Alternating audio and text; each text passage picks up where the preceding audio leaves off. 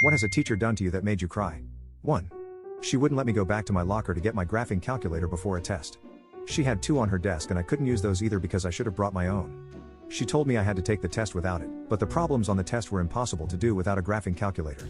The girl I sat next to saw me crying at my desk as the teacher passed out the test, and went around to every kid in the class asking if they had an extra calculator I could use, and she ended up getting one for me. She was one of the nicest/most popular people in school, and I was so shy that thinking about it later, I wasn't sure I would have done that for another student. I did try to be nicer to people after that. That teacher was always horrible though. 2. My first grade teacher mocked me for not knowing how to tie my shoelace. I liked Velcro, but she complained it made too much noise. She wanted me tested for a learning disability. I tie my shoes like a pro, Ms. Redacted. And I never make my students feel the way you made me feel. 3.